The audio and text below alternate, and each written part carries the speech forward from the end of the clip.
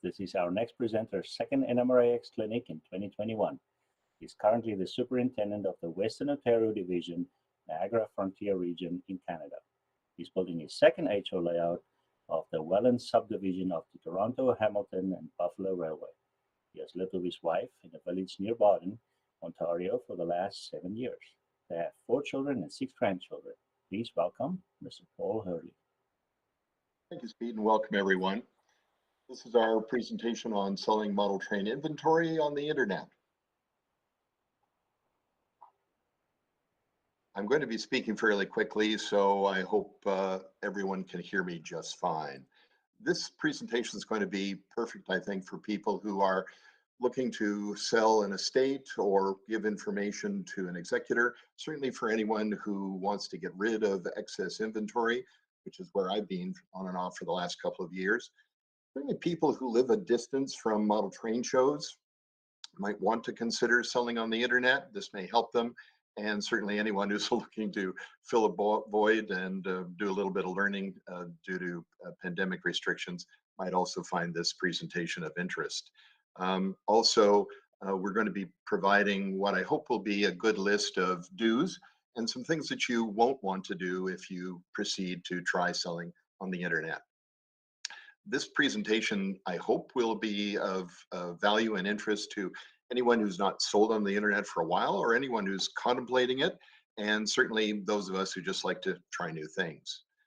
What this session is not about is critiquing, bashing, criticizing, and any such thing related to current websites. If there's something that you want to get off your chest, I'm going to suggest this is not the clinic for you.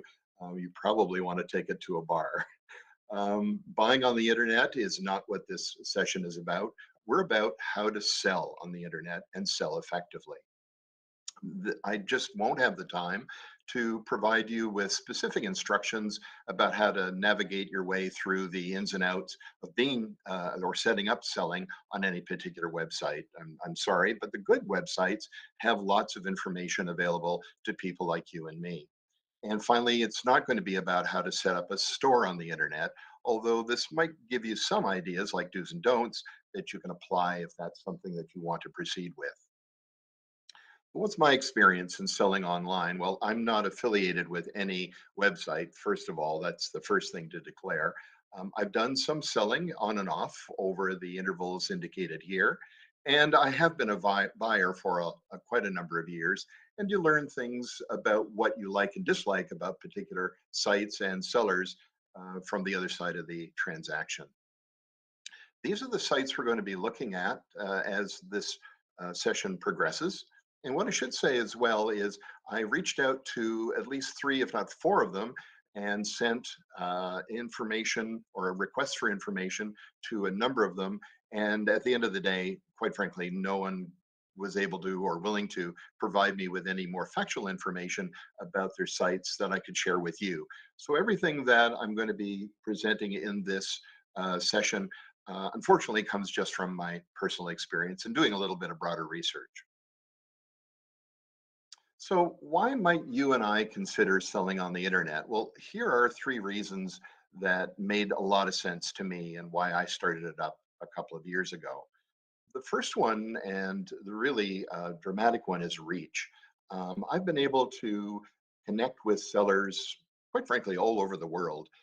Just last weekend, I sold a locomotive to a man in Colorado. He and I would never meet up at a train show here in Southern Ontario where I live. I've sold over the years to people in Latin America, to a couple of people in Europe, and I think at least one person in Australia. Without the facility of the internet and the tools that are available to someone like me, I'd just never be able to reach those kinds of people. The other thing I really like about selling on the internet, especially the really, well, I'll call them robust sites, is that it's all automated. Once you load what you want to sell on the website in particular, it works 24/7, 365 days of the year if you let it.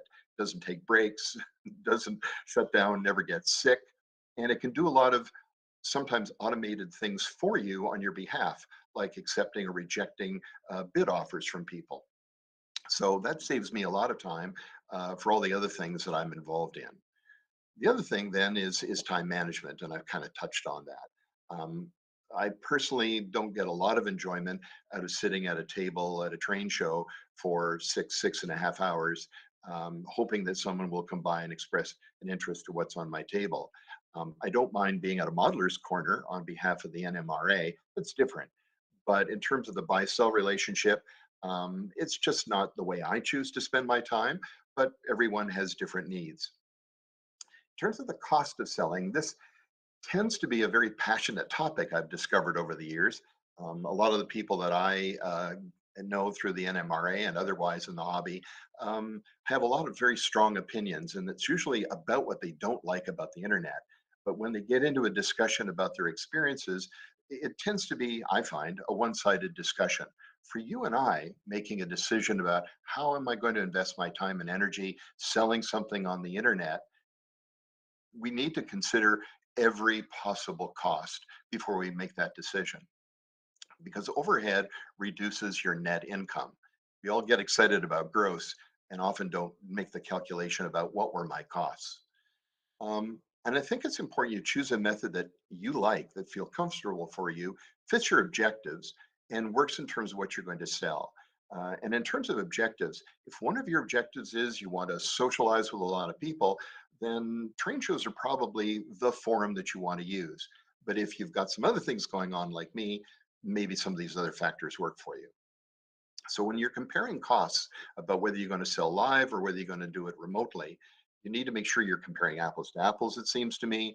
And you also need to consider what you're selling. If what you've got is a lot of very used, abused equipment, a lot of horn hook couplers and that kind of thing, a lot of old track torn off of layouts, it's got ballast and stuff, you might be better off at a flea market type site or forum than at some of the other sites that are out there. So generally I've found it's important to have the right combination or match between what you're selling and where you're selling it. So here's an example. Um, we in Southern Ontario, like I think just about everyone that's on this call, if not everyone, you've been in a quarantine, shutdown, lockdown, call it what you will, for at least the last 18 months. The Woodstock Train Show in Southern Ontario was the first one in the last 18 months. I'm a member of the Toronto, Hamilton, and Buffalo Historical Society, and we have a chap who's been going to shows for as long as I've known him. At the Woodstock show, he sold $400 Canadian worth of stuff. Well, that's his gross, but here's his estimated costs. So in fact, his actual net based on his costs were about $258, let's say, actually $248. But in actual fact, in calculating what his net was, I didn't factor in his wholesale costs. So some of the things that the society sells are coffee mugs and clothing and calendars and things like that. So there's another set of costs that have to be determined before we rub our hands with glee, look at all the money we made. The other thing that we often don't calculate in carefully or give any consideration to is our own time. Now, many of us are retired. Things like attending the Woodstock show are done on a voluntary basis.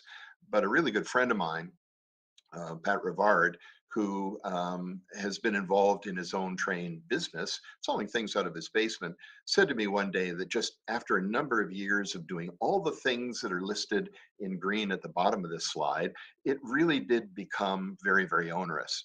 And we may always consider these as a part of our costs, but they are real, and they can be a consumer of your time and when you could be spending it other ways. So again, you got to factor that in when you're making choices about how you're going to sell and what you're going to sell. So if you decide that you would like to proceed with selling on the internet, what are some things that might keep you from being successful?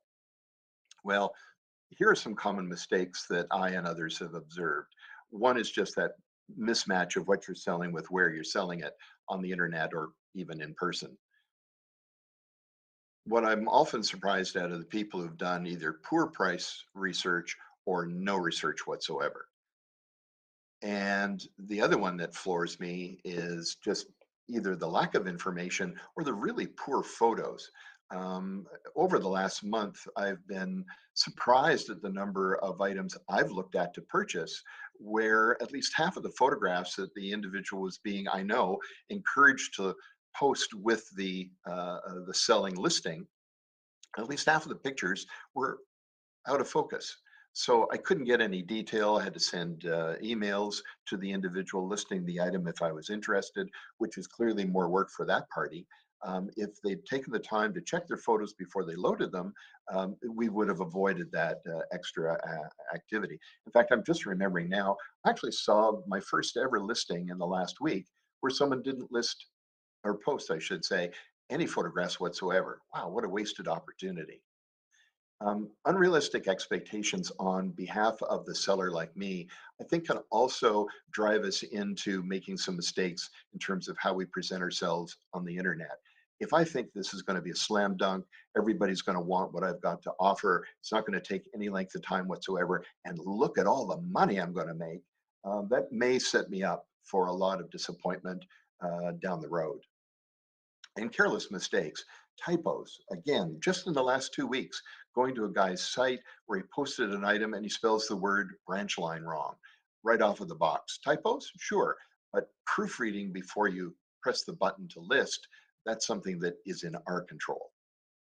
So what are the recipes for success? Well, one, of course, is to make sure you know what your trains are worth. There's lots of ways to do it. If you've got classic trains, Lionel trains, there's all sorts of printed resources, all sorts of places you can go on the internet to get a sense. And of course, you can go to other websites and check out what things are currently listed for in your area, as opposed to just kind of going on by guess and by golly. You also need to know what the market is doing. You may have some research that says that your locomotive is worth $300, but if 20 other sellers on the website you've chosen are selling it for 280, you'd be a fool to be the highest priced item in the market if you want to get rid of that item in reasonably good turnaround time. Again, managing our own expectations, I think is a very important starting point. If I make extra money through a bidding process by having a number of people compete against each other, great, I'm a winner. But often I end up selling something for the initial price that I listed it for. So managing my expectations helps me from being disappointed unnecessarily. Again, matching your inventory to the site that you choose. Writing accurate and full descriptions, I think, is really important. The onus is on us, including good photos we've talked about. Testing your locomotives before putting them out there. Make, imagine your disappointment if something that you've been really interested in, excited that you'd found it, been able to close the deal, when you finally open the box and put it on your layout, it just doesn't work. You don't want to have your reputation tied to that, let alone the site that you are being displayed on. And for gosh sakes, clean your models. I think of the number of images that I've looked at over the years where it looks like someone's trying to sell a chia pet. It is just remarkable to me that they wouldn't take the extra time to even just run their model under a tap, let alone maybe take some extra care. And finally, I think it's really important to be honest. Do unto others as you'd prefer to have things done to you. If there's something missing, if there's something broken, if there's a blob of glue, don't do what one guy was doing a couple of months ago and say, take a look at the pictures. That's the way I'm selling it. And then the onus is on me to carefully comb through it and determine the answers to those kinds of questions. Is there anything wrong with it? I think fuller descriptions are the ones that I prefer if I'm buying. So why wouldn't I offer that to the people I'd like to sell to? So essentially, the sites that are out there can be organized into these four categories. At the end of the day, I think it's kind of academic. You and I are going to choose the site that we think is going to provide the best access to people that want to buy, and we like the way they're set up. This final sort of general comment before we get into a review of sites. I love the advice that one consultant gave years ago, and it's begin with the end in mind. Well, you'd like to be successful, but what if you aren't? Another bit of advice from one of my favorite fictional characters in the Lee Child's novel series. Hope for the best, but plan for the worst. So what are you going to do if your item doesn't sell? Well, number one, checking your expectations helps. Are you prepared to be flexible? I recently sold a locomotive, in fact, last weekend, that I listed or relisted 3 times. Finally, not only did it sell, but I managed to get a small bidding war going. So much like selling a home, if when you first list it, you don't get any offers, what my wife and I have done over the years is we slowly drop the price until we find where the market is. And sometimes you get a really good result. And in the case of the one model that I was referring to, or the locomotive, somebody actually thanked me for relisting it. So clearly he'd been one of the watchers over time, but had just never decided to pull the trigger. He was waiting for the right moment. Fair enough. And so you're not crying in your beer like this chap on the right hand side.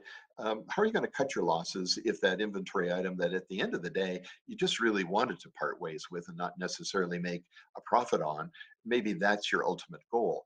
Well, in our area, there's certainly a number of options. One is that you can, if you know someone like I do, you can take your items to him. And if he's a chap who handles a lot of estate sales, probably you'll at least get 50 cents back on the original dollar of your purchase, or somewhere in that neighborhood. The other thing that's available to me, perhaps something like this to you as well, again, if you just ultimately want to create space underneath your layout for your next acquisition, I have access to the Mennonite Central Committee thrift store. And there are, from time to time, people who have turned in model train items for sale. So I could always do that as well. Well, let's take a look at ultimately what's available to you and I. And again, these are the sites that we're going to be looking at in the next 20, 25 minutes or so. So Craigslist, well known to many of you, I'm sure. Craigslist can basically be thought of as a online classified ad service. The way it is set up is, although it's on the internet, it's really intended to be used on a local geographic basis. So I started off by searching in the Kitchener-Waterloo, Cambridge area, which is where I live in Southern Ontario, and it has a population, for reference, of about 630,000 people. So I searched for model trains and look at the hits that I got, all of 9.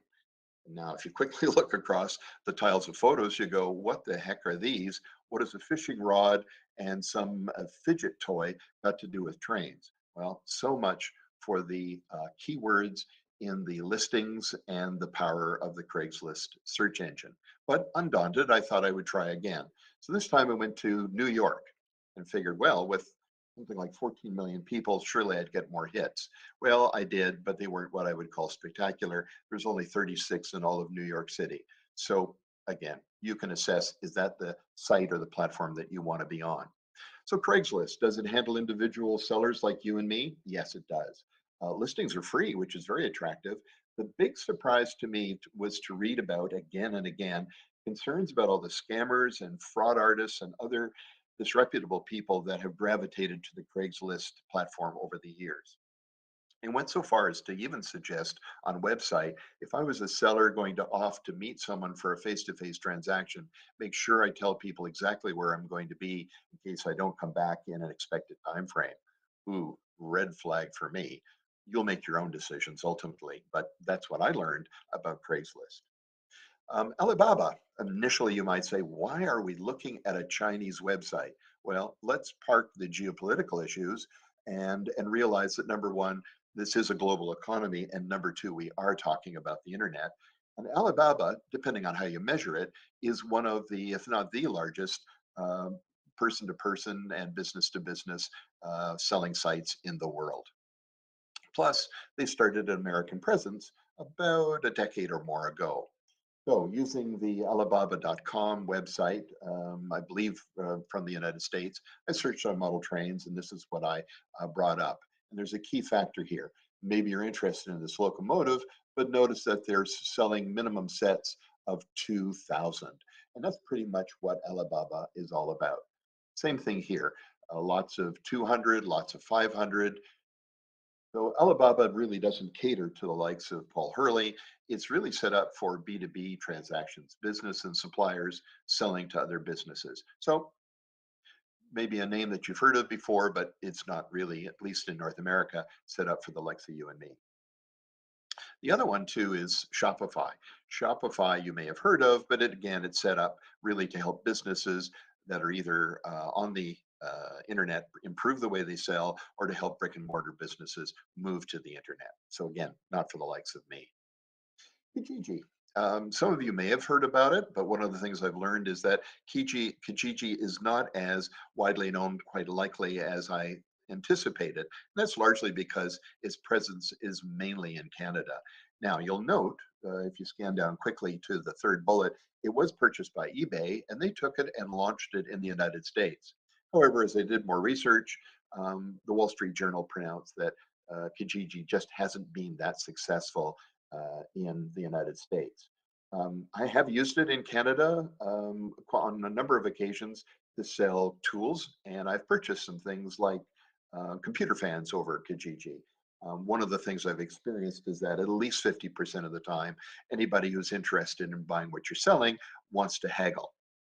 Well, I've lived in the Middle East for at least 7 years, and I've done a lot of haggling in souks. But I can tell you this: when it comes to selling my model train stuff, I'm not willing to dicker over something that I've put a price on.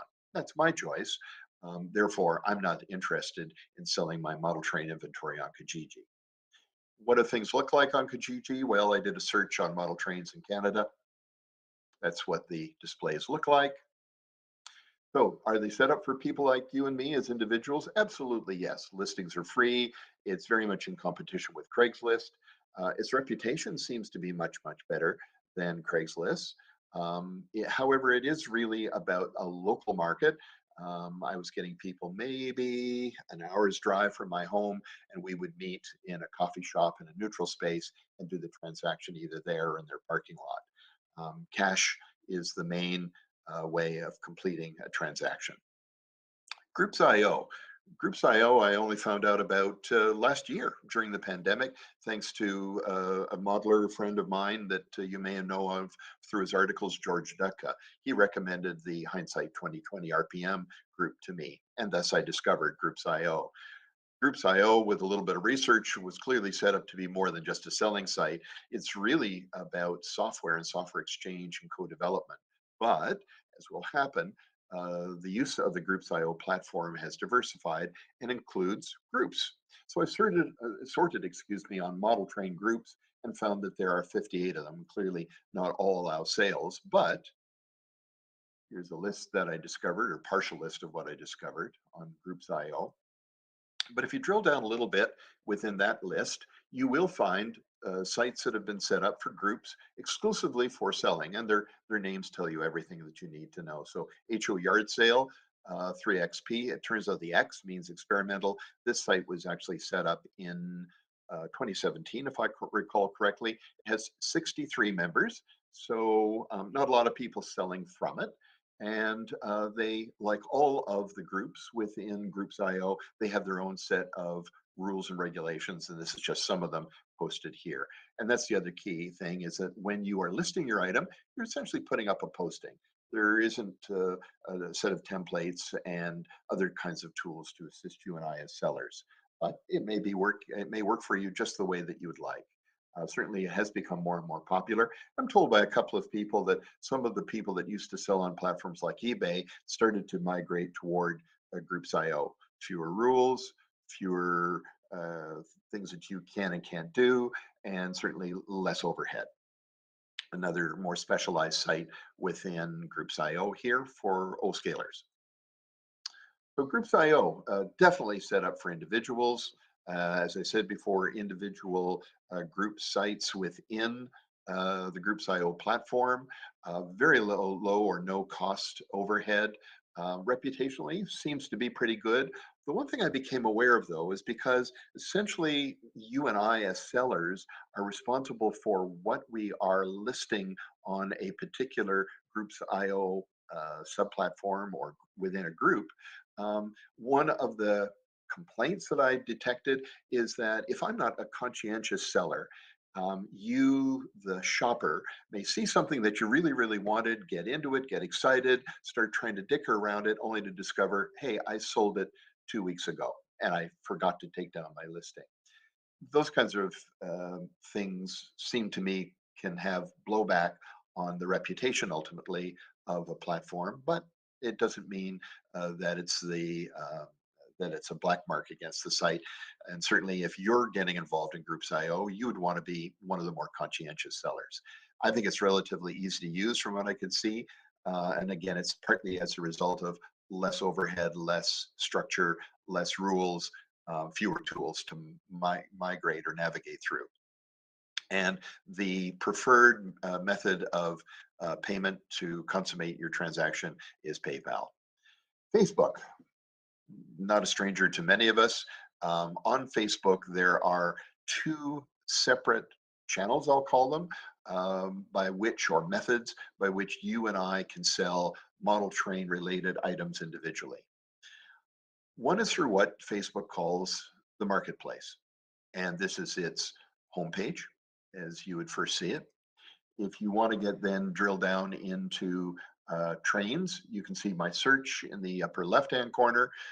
This is some of the tiles that came up on the screen. And I'll be quite honest with you, as I'm poking around in here doing some research for this session, right away, this one really popped up. I'm interested in that era of Canadian Pacific boxcars, multi-mark logo on them. And hey, $1 really appeals. So I clicked on it. And here's what I found. When you get over into the detail, you suddenly discover that $1 enticement from the preceding screen now becomes $20 to $30. In the old marketplace, that used to be called bait and switch. You could also call it misleading advertising. There are rules about that in the broader marketplace. Many of you in your own countries, wherever you're listening to this from, are aware of some issues that come up, particularly this time of year during the holiday season leading up to Christmas. Again, a less regulated website, as you know from all the publicity about Facebook over the last couple of years. So you're very, very much in a site like this dependent on the honesty and the strategies of the individual sellers. However, if you're selling for yourself, you've got to make a decision. Is that what you want to be associated to? And is it attracting the kind of buyers that you want to reach? Within Marketplace, there are tools. This is a screenshot of the lead page. And here you can see, if you drill down on one of those tiles, what is the kind of instruction that you're going to get for a first-time seller on the Marketplace website. I can tell you from personal experience, what seems complicated initially, if you hang in there just by reputation, you will navigate just fine. Take it slow, read everything on whatever website you choose to start with, if you choose to start selling on the internet, and just in no time at all, you'll get the hang of it.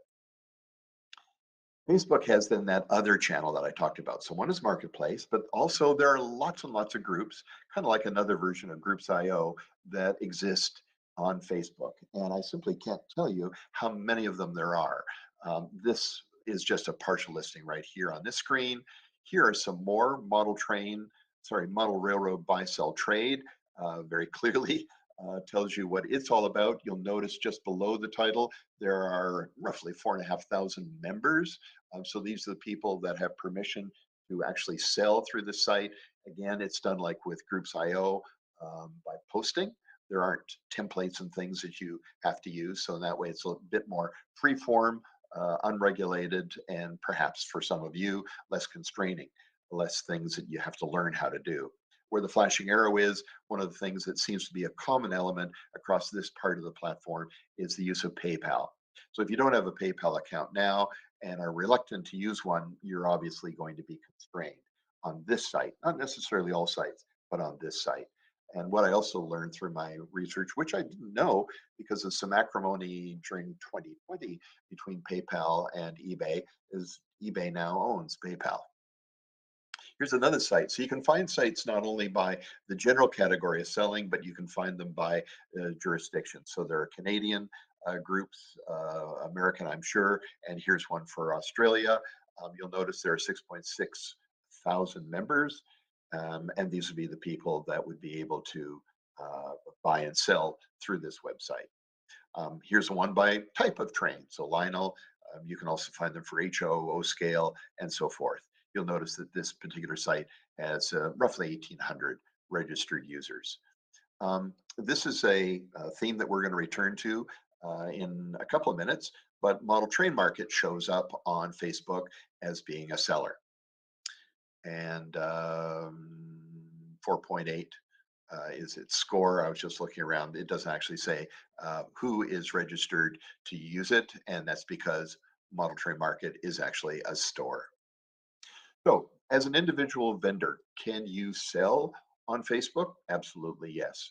Listings are free, makes it very attractive for a lot of people. Are there any reputational issues? Well, specific for selling model trains, no. Again, you may be concerned about some of the bigger issues, but for what we're talking about here today, no, nothing popped up that I could find. Again, one challenge is how sellers manage their individual selling listings. And that's a problem I mentioned before. If you list things and forget to take them down, you may sooner or later have buyers complaining that you are disappointing them.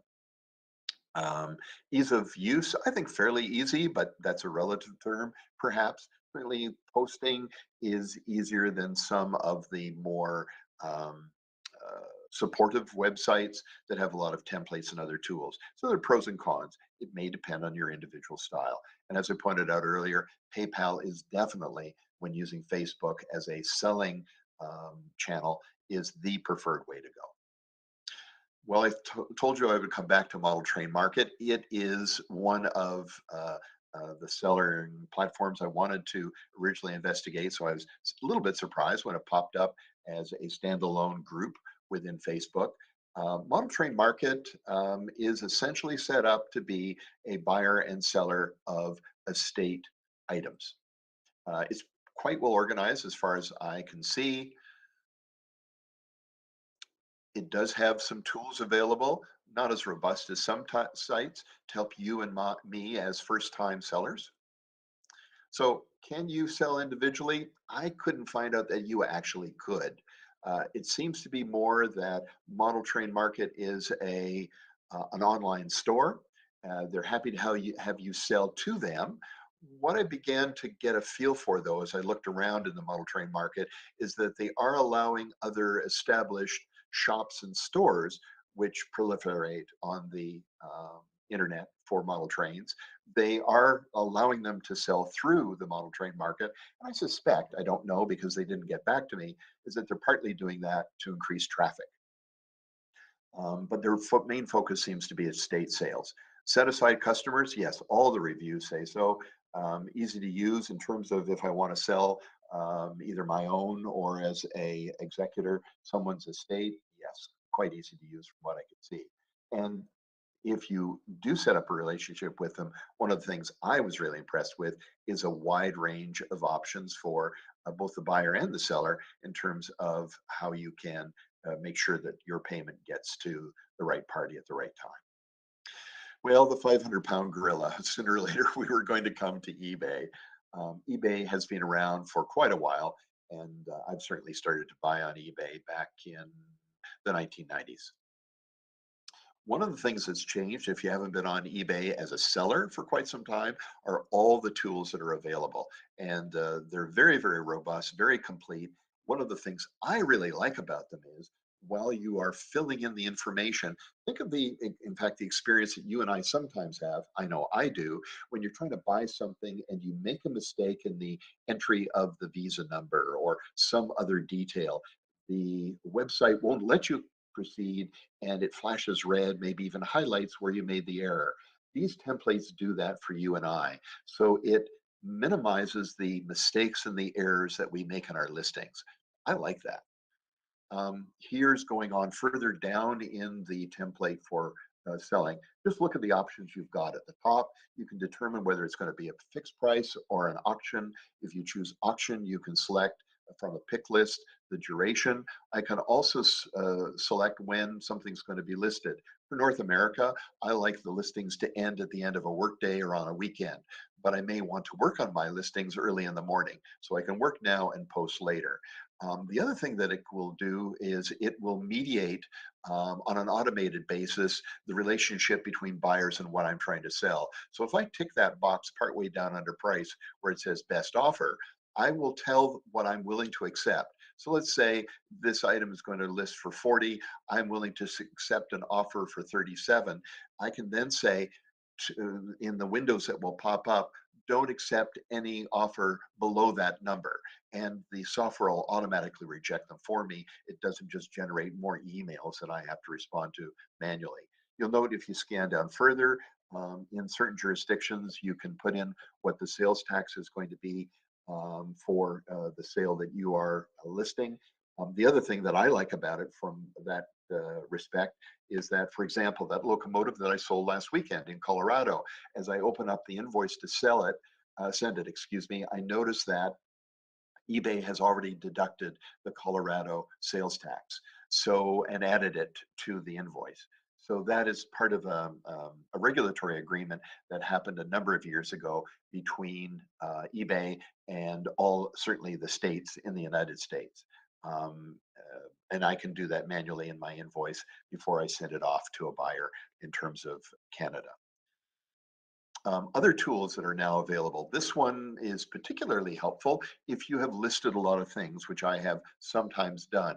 This lets you know how your sales are going. You can see as you scan across the row at the very top, it'll tell you how many people have indicated that they're watching it. The other thing that I like is it tells you if there is anyone who has requested more information or clarification. It's sometimes hard, at least at my end, sorting through all the emails that I get from eBay alone plus all the others. I go to this screen and I can just click on, if there was a 1 instead of a 0, I just click on that and the question from the prospective buyer comes up. I like tools like that that help me use my time wisely. Here's another screen that's great. If you've ever used eBay over the years, certainly in the last, I'm going to say 5 years, and if you've clicked on watch for an item you were interested in, and then at some point later you received, the seller is offering you a 10% discount, this is how you and I as sellers generate this. At the top of the screen, you'll see this Rapido FP9A. The software, selling software, has now indicated I could make an offer if I choose to, uh, of a discount to anyone who's watching.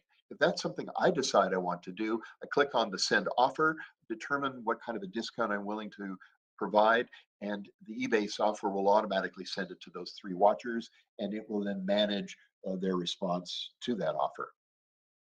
Here's another thing that's really good. Some years ago, I was in New Zealand on business. I saw in prototype Kiwi Rail in what they call fruit salad paint scheme, and I thought, wow, this is great. I've got to have one. 5 to 7 years later, what I hoped to do with it hasn't really panned out. So I decided, look, let's just cut my losses. I'll take the money that I can get from it if I can sell it, and I'll reinvest it in something else for my layout.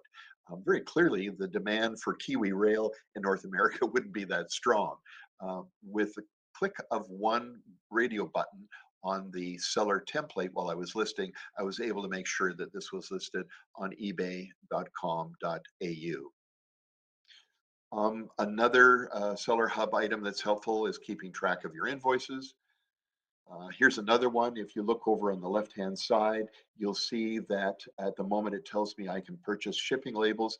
If I'd given you a screenshot earlier on, it would have told me I can send the invoice now and go in and make any necessary changes if I needed to, such as tweak the sales tax. And the item that is showing right now, the offer, is to purchase shipping labels. What a great time saver that has been, and I'll mention that again in a moment. For those of you who have been in the workplace and have had some dealings with what are called analytics, or perhaps your employer required you to start using software tools such as Salesforce, this kind of desktop or dashboard of how things are going, you know how to use this. It can be very helpful. Learn how to use some of this information, and yes, they do provide explanations if you click on it, can help you improve your future listings. And I try to do that wherever I can. Here's a breakdown that is the kind of information that many of you often like to be informed about, certainly with eBay, is what does it cost to sell? So do a quick scan here. You can see at the top that my gross sales for the time period from roughly September through to October, if not early November, was 1152. What did it cost me to list on eBay? 161.42, so roughly 11 to 12% of my gross was made up of uh, fees to eBay for the services they rendered. And you'll note as well, I purchased almost $100 worth of shipping labels through them as well. The other thing that I like about eBay is they offer a cell phone app, and just sort of a political comment, if I may, from me. Cell phone app may seem superfluous to an awful lot of us, particularly if we're over the age of 65. But I can tell you, if you look around, look at your own kids, the cell phone and the cell phone apps are the way that many people access a lot of things that they're interested in. And I'll admit, as a buyer, I rely to some extent on my eBay app when I'm looking to buy something. So the fact that eBay allows us to use that channel, what a great way to appeal to the younger people that we're trying to bring into the hobby.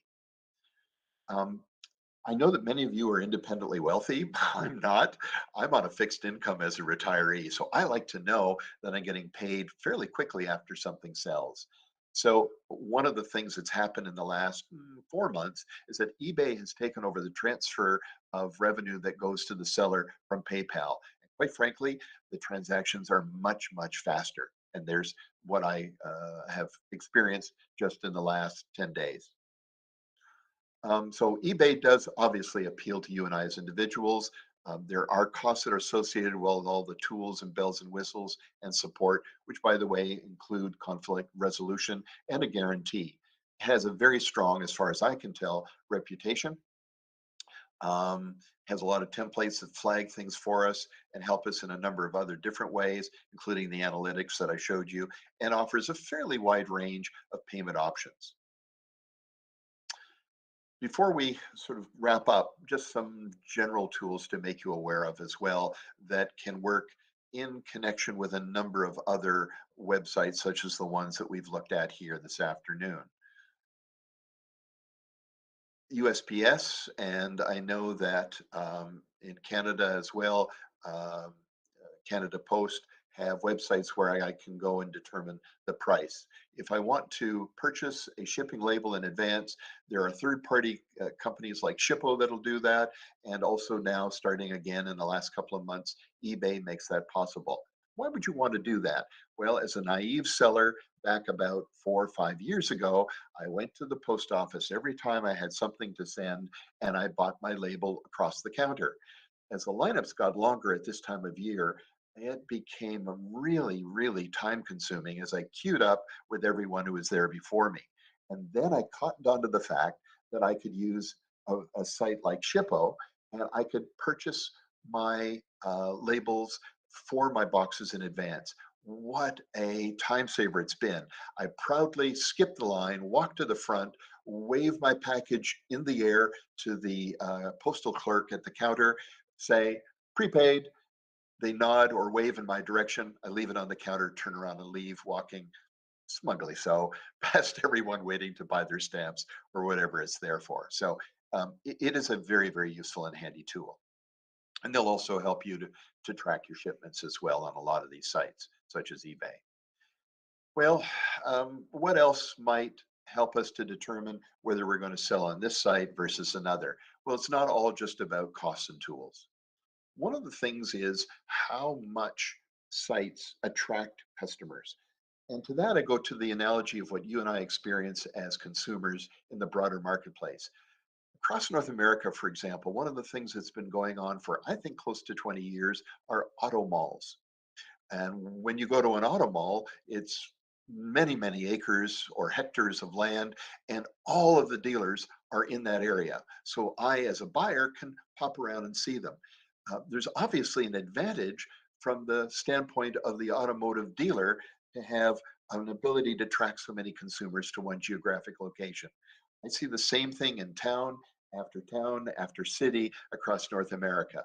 If I'm looking for fast food before I hit the road, find the right road out of town and look down and see all the signs of all the fast food joints that are there. Are they in direct competition with each other? Yes, but it's obviously working because it attracts me as well.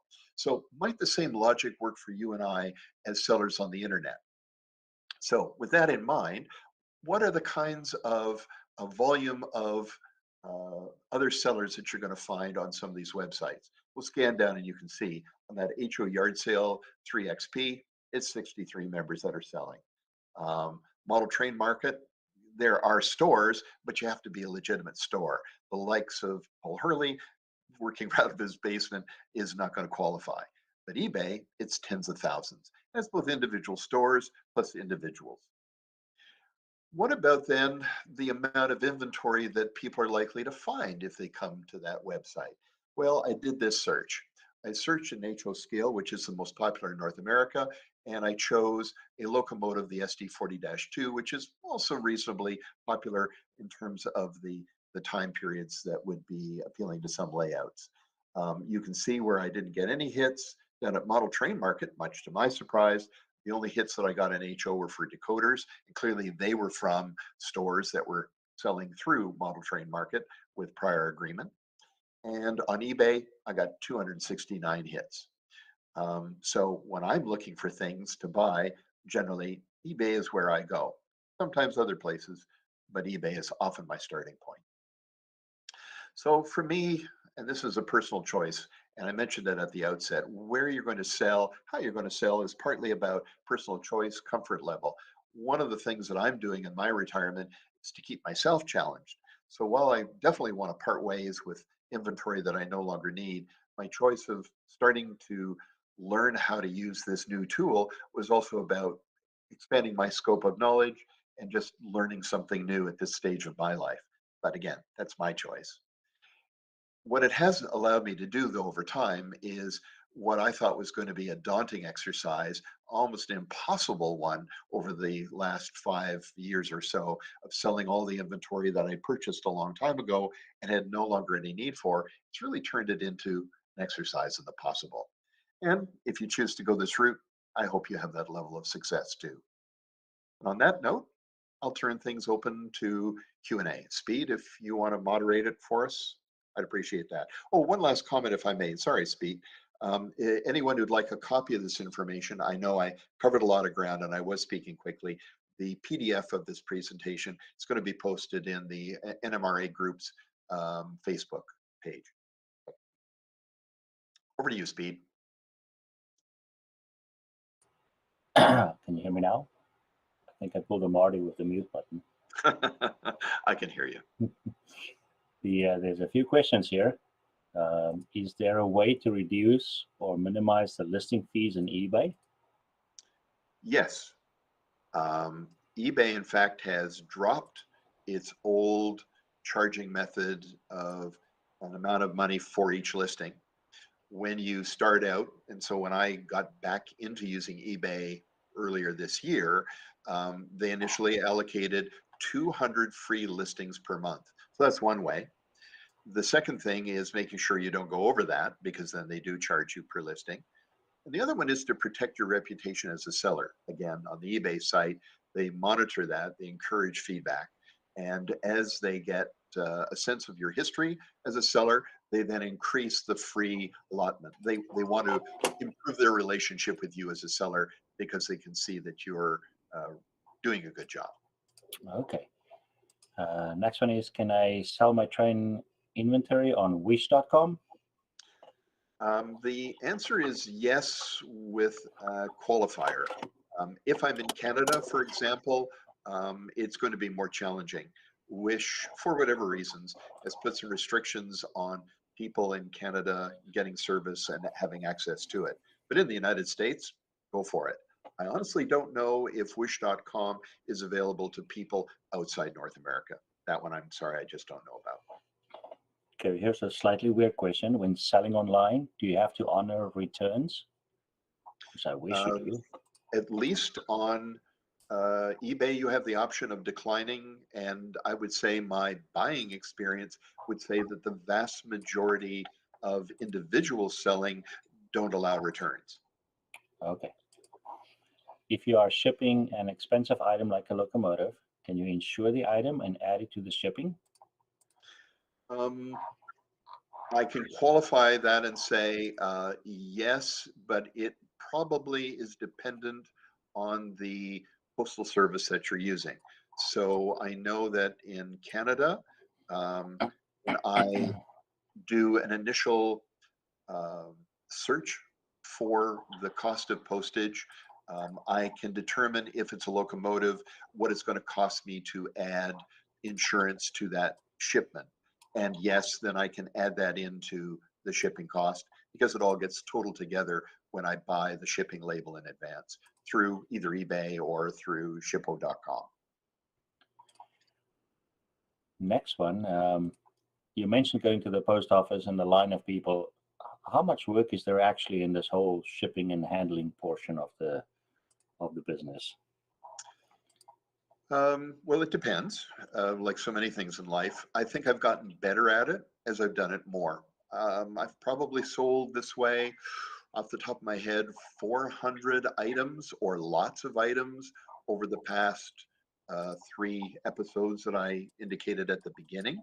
Um, I would say that I can now probably print and package an item within 15 minutes.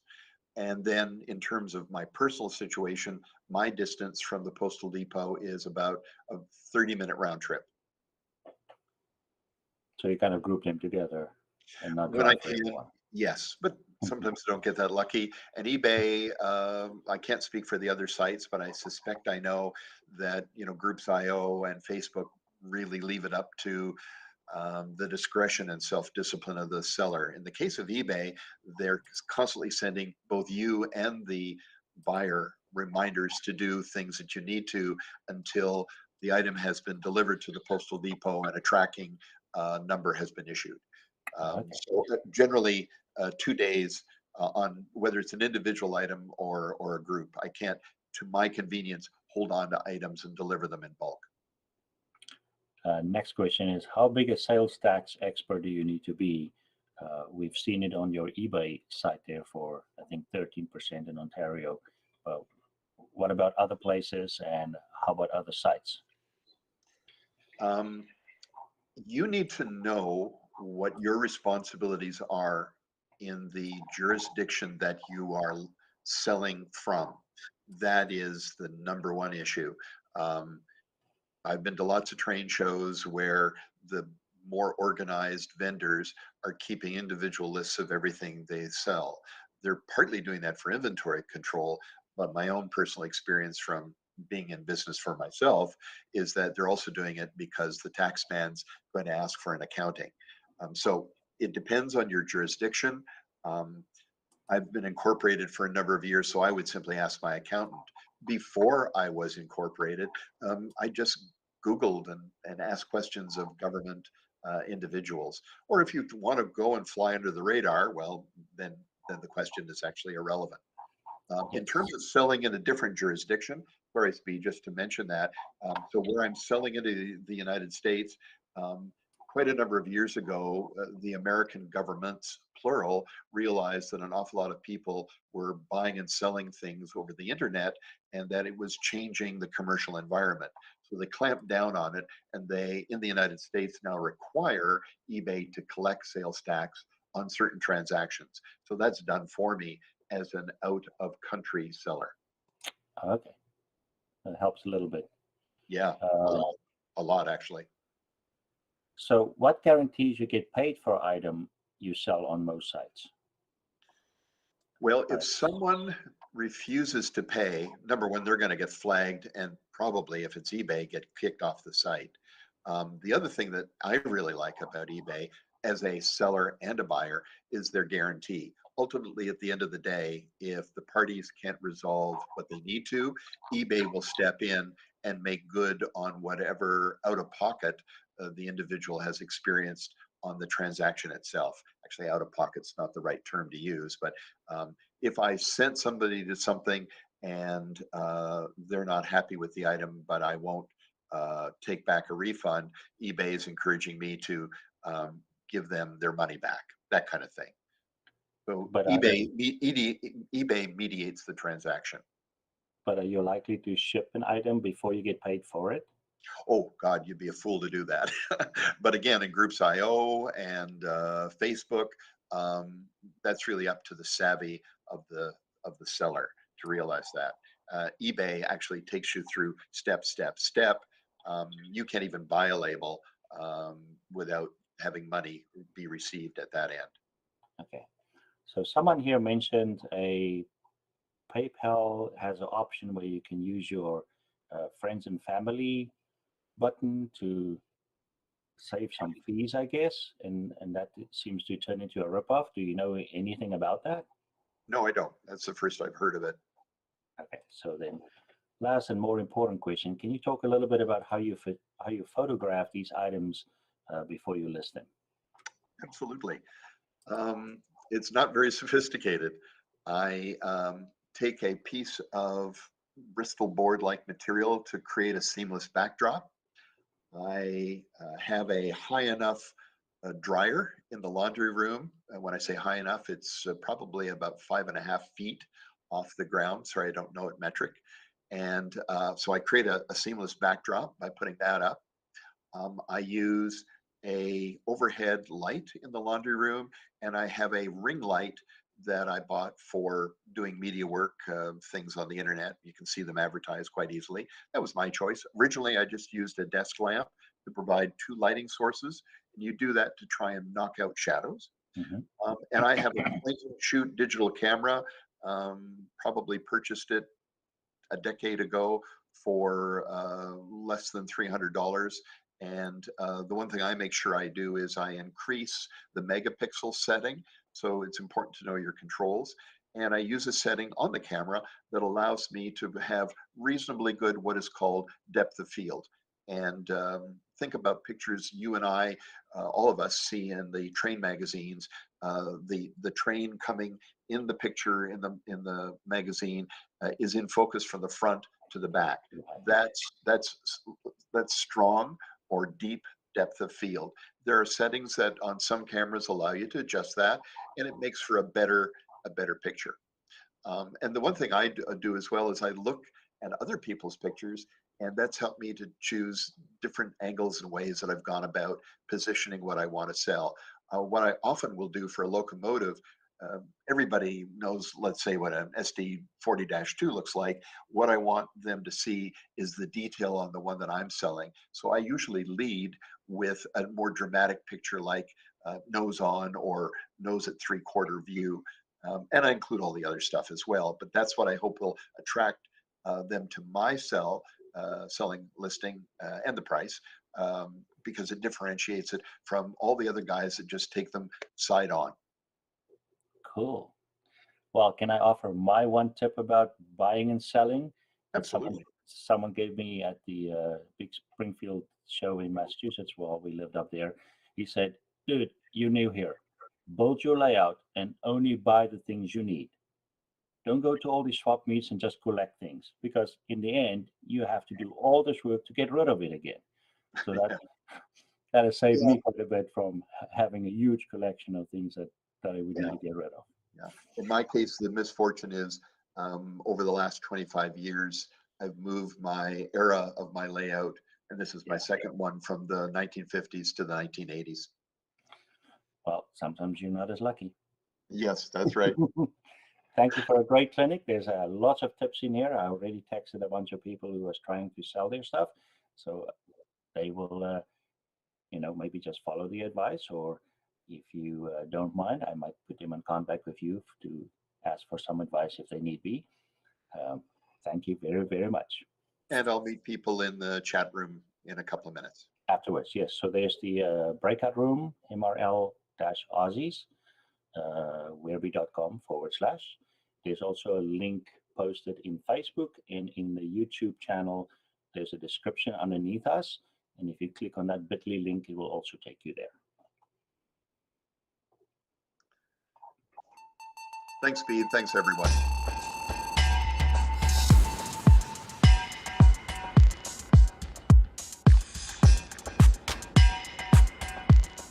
Hey, I'm DeBob from DeBob's N-Scale Man Cave, and you are watching the NMRAx YouTube channel. And if you have not subscribed down below, ring that bell and give it a good like as well. Leave a comment down below, but by all means, subscribe. I know you want to. And by the way, you should stay off those tracks. Thanks.